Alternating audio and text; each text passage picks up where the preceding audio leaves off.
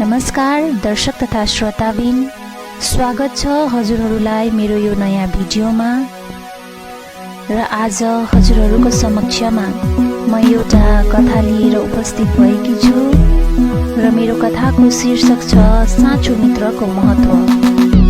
एक पटक एक गाउँमा दुई साथी राम र श्याम सँगै बस्थे। उनीहरूको मित्रता निकै बलियो थियो। दुवै साथी दुःख र सुखको समयमा सँगै हुन्थे।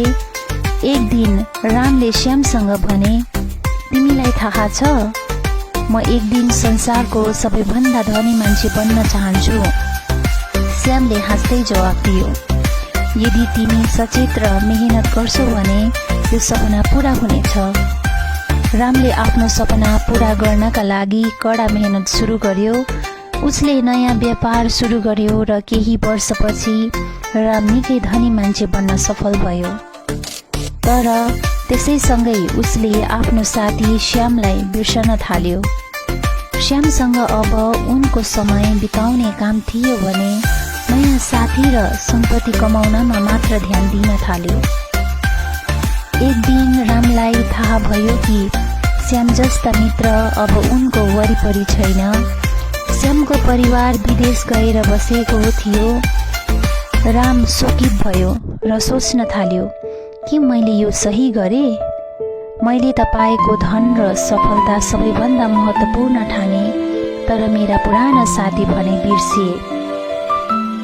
रामले आफूले पाएको सबै धन र सफलता बेचेर आफ्नो पुरानो साथी श्यामलाई खोज्न निस्कियो। केही समयपछि उसले श्यामलाई भेट्न सफल भयो। श्यामले मुस्कुराउँदै भने, मैले भनेको थिएँ नि, तिमीले मेहनत गर्यो पछि सफल बन्नेछौ भनेर, तर तिमीलाई तिमीले कमाएको धनले यतिसम्म बनायो कि मलाई नै तिमीले बिर्सिदियौ।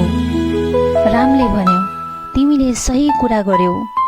मलाई अब थाहा भयो कि साँचो मित्र र सँगै बिताएका पलहरू नै सबैभन्दा ठुलो सम्पत्ति रहेछ भनेर। हस्त दर्शकबिन, हजुरहरूलाई मेरो यो कथा कस्तो लाग्यो आफ्नो प्रतिक्रिया दिन नभुल्नुहोला। यसै गरी म भूमिका खवास हजुरहरूबाट बिदा लिन चाहन्छु। धन्यवाद।